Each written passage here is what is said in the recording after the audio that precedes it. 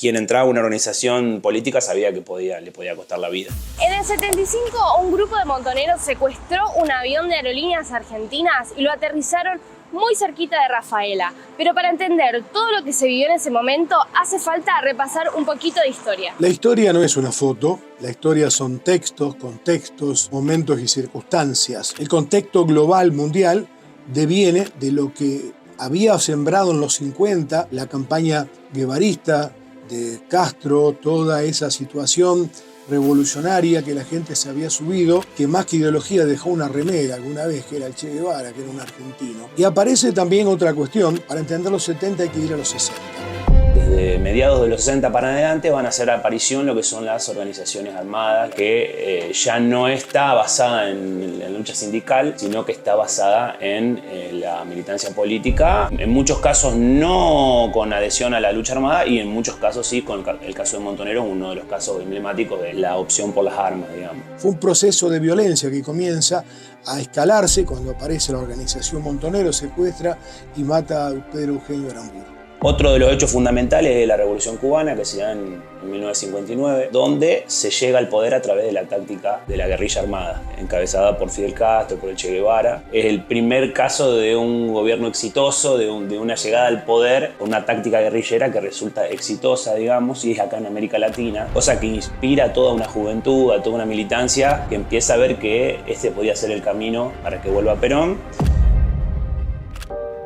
El mundo empieza a cambiar, eso es antes de los 70, a principios. Después comienza a armarse lo que es la historia del retorno de Perón. Va a haber una Argentina hasta el 73, donde la primavera va a durar muy poco, va a durar 2 o 3 años, esa que deja huellas en la historia argentina. Todo movimiento deja huellas. Vamos a hablar de Rafaela. ¿Qué era Rafaela?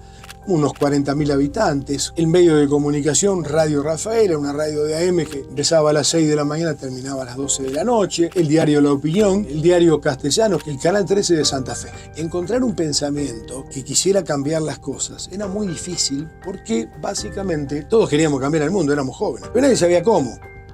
Y no todo el mundo estaba en la violencia. 1975 estamos hablando ya del gobierno de Isabel Perón, a un año de la muerte del general Perón. Es un contexto muy difícil porque se desata de alguna manera mucha inseguridad en la gente, hay mucho miedo en la población, digamos, y era una época en donde la política se disputaba de formas muy diferentes a las de ahora. Nosotros hoy dirimimos los conflictos en las urnas y esa es la forma que tenemos, y en ese momento no, se dirimía con la vida. El Montonero, una lógica que tenía, la pastilla de cianuro. En caso de que los agarren, se tomaban la pastilla de cianuro para que no los torturen, para que nadie cante, para que nadie diga y delate a los compañeros.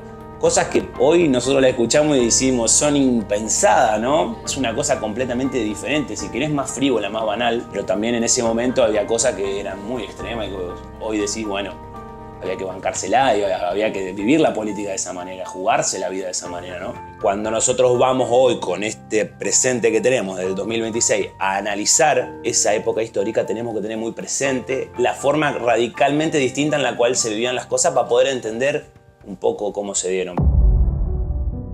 ¿Por qué aterrizó en Rafaela? ¿Qué pretendían los montoneros con este aterrizaje? ¿Cómo lo vivió la gente? ¿Y qué pasó con el avión?